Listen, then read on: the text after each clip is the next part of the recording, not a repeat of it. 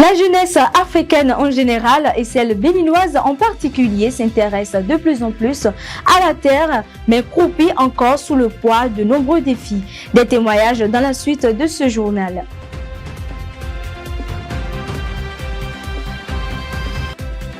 Pour le dossier de ce vendredi, nous parlons toujours difficultés, mais cette fois à propos de la transformation de l'ananas. Les acteurs de la filière ananas se prononcent à ce sujet.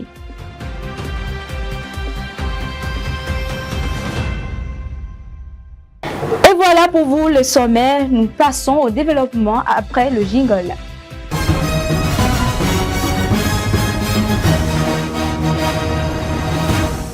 Mesdames et messieurs, bonsoir et bienvenue dans cette édition. Bien avant les informations agricoles du jour, parlons météo. Pour les prévisions de demain, samedi 26 juillet 2025, commençons par Cloué-Camer où l'après-midi sera très nuageux avec de courtes éclaircies à l'exemple de la matinée. Les températures atteindront les 30 degrés Celsius avec une sensation de 37 degrés Celsius sous l'influence du soleil. Les rafales de vent pourront atteindre les 25 km par heure. Le vent soufflera du sud-ouest à 15 km par heure. Aucune précipitation n'est attendue et il n'y aura aucun risque de pluie. Du côté de Glazoué, attendez-vous demain matin à de nombreux nuages mais aussi quelques belles éclaircies, tout comme dans la soirée. La température demain matin sera de 22 degrés Celsius avec un ressenti de 23 degrés Celsius. Le vent soufflera du sud-ouest à 15 km par heure avec des rafales pouvant atteindre les 20 km par heure. Aucune précipitation n'est à prévoir. En ce qui concerne les actualités du jour, nous ferons une ouverture sur une action du gouvernement. Le jeudi 24 juillet 2025, le ministre de l'Agriculture, de l'Élevage et de la Pêche, Gaston Kossi Dossoui, a officiellement lancé les travaux de la revue de performance du secteur agricole pour l'année 2024. Réunis à la salle bleue du Palais des Congrès de Cotonou, les acteurs du secteur ont unanimement salué un bilan satisfaisant du plan d'action du gouvernement PAG pour l'agriculture. Cette rencontre a permis aux différentes parties prenantes d'évaluer les résultats obtenus au cours de la gestion 2024 et de tirer des enseignements en vue de mieux préparer les futures campagnes agricoles. On s'intéresse maintenant à la jeunesse agricole de notre territoire. Ils deviennent de plus en plus nombreux à s'intéresser désormais à l'entrepreneuriat agricole. Mais ces jeunes, malgré leur engouement pour l'exploitation de la terre et l'énergie qu'ils y investissent, rencontrent d'énormes difficultés qui demandent qu'une pousse de main leur soit apportée. Anissé Ronguet et Guillaume Atingossou pour le reportage. La jeunesse, désormais éveillée, s'attache de plus en plus à la terre. Certains en font même une priorité professionnelle. Mais dans cette aventure qu'est l'entrepreneuriat agricole, nombreux sont ceux qui se heurtent à des défis. Certains finissent par abandonner, d'autres résistent face aux nœuds pour avancer. Concernant les difficultés, qui a tendance à me faire moi fuir de l'agriculture, je peux dire que à un moment donné, au cours des récoltes, le rendement, non, c'est de la merde, sincèrement, c'est de la merde. Et des fois, même cela s'accumule pendant 2 ou 3 ans. 2 ou 3 ans, on fait les récoltes, mais le rendement ne donne pas. Et également, au temps des récoltes, la crue du flot mono vient tout gâcher. Là, ça gâche toutes tes plantations, donc tu es revenu à zéro.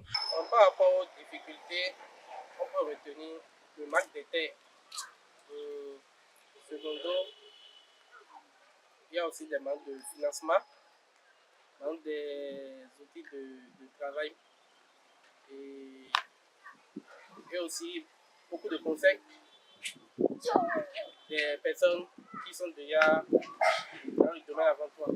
Soutenir les jeunes dans leurs engagements agricoles reste l'un des objectifs de certaines personnalités et regroupements à qui des messages forts sont envoyés pour l'accompagnement des jeunes sans accepter la gente féminine.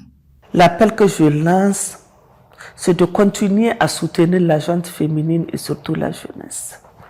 C'est vraiment de trouver des mécanismes pour le financement des activités des femmes et soutenir pour qu'on puisse vraiment exporter et rendre visibles les activités du repas à travers les activités des femmes et des jeunes. À l'endroit des décideurs politiques, c'est de continuer à nous soutenir, à soutenir l'agriculture et à travers vraiment des politiques adaptées. Entre difficultés à trouver un bon espace à exploiter, le manque de ressources et le découragement venu de la société, bon nombre de jeunes restent pourtant tenaces. Ils s'accrochent à leur passion pour la terre et empruntent d'autres chemins pour surmonter les défis. Leur apporter un accompagnement technique ou financier serait une force pour leur aventure entrepreneuriale. À Kandi, la FAO Bénin a co-organisé un atelier de bilan du projet transfrontalier d'appui au renforcement de la sécurité communautaire, à la gestion et à la préservation des conflits liés à la transhumance et à la gestion des ressources naturelles au Bénin et au Niger. L'atelier a eu lieu le mercredi 23 juillet 2025 en présence des autorités locales et des bénéficiaires et a marqué la remise de 3 forages à but multiples, renforçant ainsi le développement local et la cohésion sociale. La mission conjointe de supervision du projet d'appui au développement des filières agricoles et à la modernisation des marchés ruraux PADMAR dans le nord et dans le sud qui a débuté le lundi 21 juillet 2025 prend fin ce vendredi 25 juillet 2025. Coordonnée par le Fonds international de développement agricole FIDA, cette mission a permis de constater les progrès enregistrés par ce projet clé du programme cadre d'appui à la production agricole et à la résilience PROCA et d'échanger avec les bénéficiaires sur les difficultés.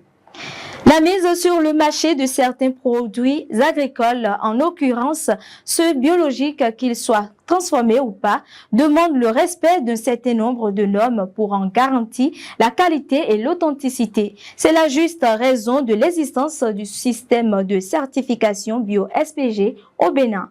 Dans cet extrait, suivez quelques détails à propos avec Edgar Massime Deguenon, président de RENA Bio PEB Bénin.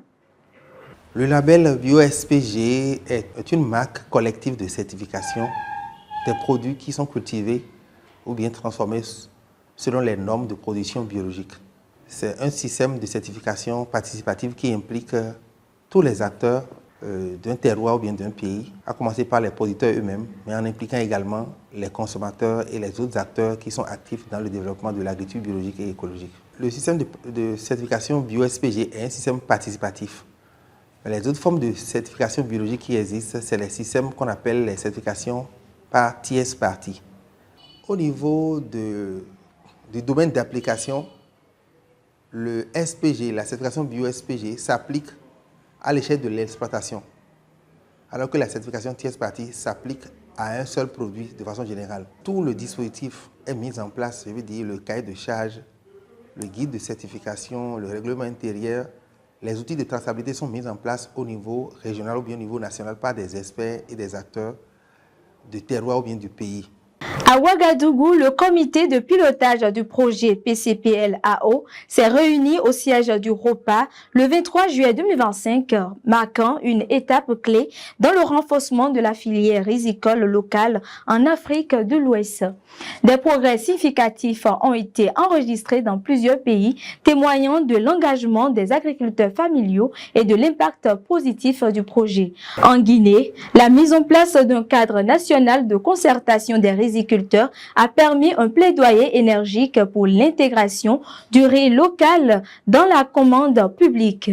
Au Bénin, le secteur a connu un essor remarquable avec la vente de 18 240 tonnes de riz local grâce à un contrat avec le Programme alimentaire mondial PAM. Le Burkina Faso n'est pas en reste, ayant écoulé 12 000 tonnes via les marchés institutionnels. La rencontre de Ouagadougou a également été l'occasion d'actualiser le plan de travail 2025 et de poser les jalons d'une diffusion régionale des résultats. Une proposition de prolongation du projet jusqu'en décembre a été discutée afin de consolider cette dynamique prometteuse pour la souveraineté alimentaire de la région. Bien que la transformation de l'ananas en jus ou produit séché représente un axe de développement majeur, les acteurs de la filière font face à d'importantes difficultés dans ce processus. Écoutez leur cri de cœur au micro de Muriel Roncanri et Guillaume Atingossou.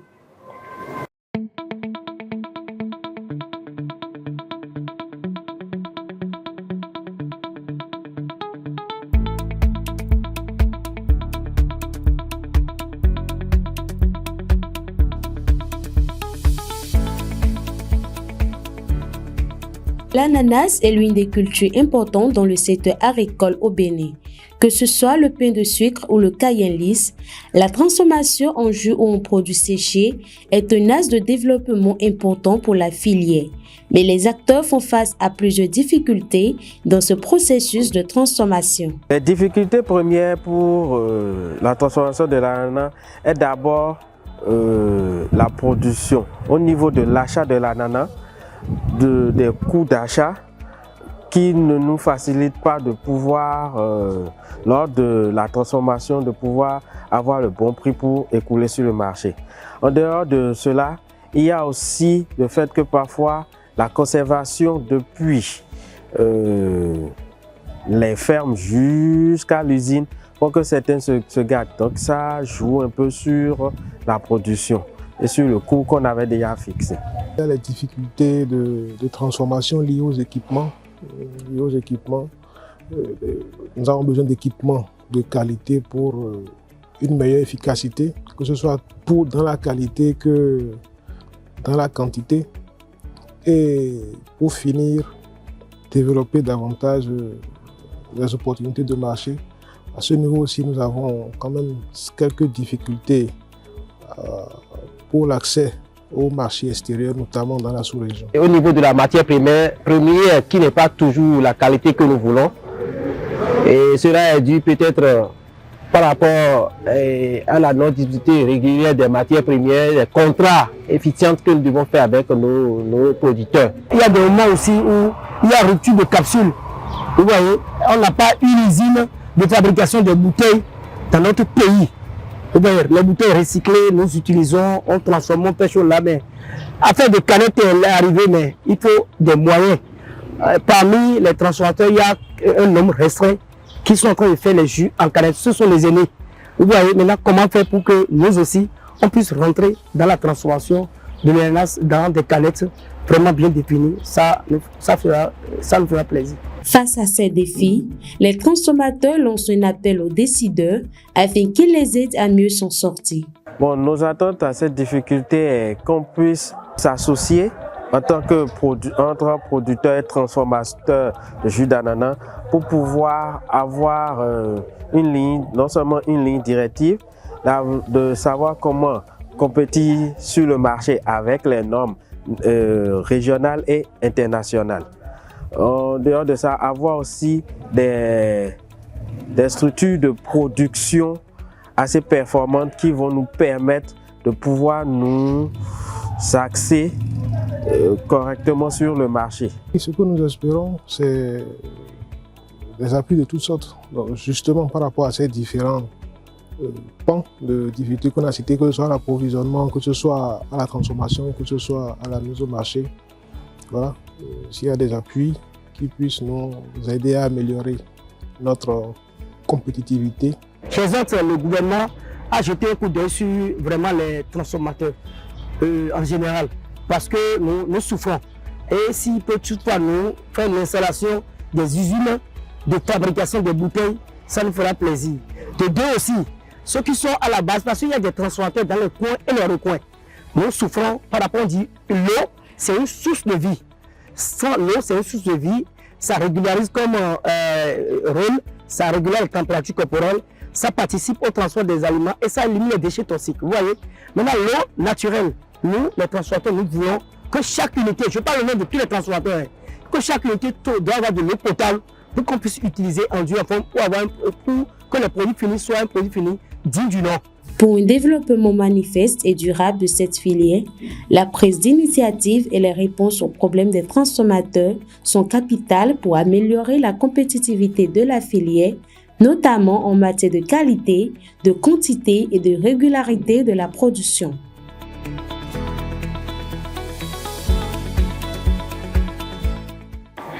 C'est ainsi que nous mettons un terme à cette édition de votre journal télévisé. Fidèles internautes de Le Rural Bénin TV, merci de nous avoir suivis.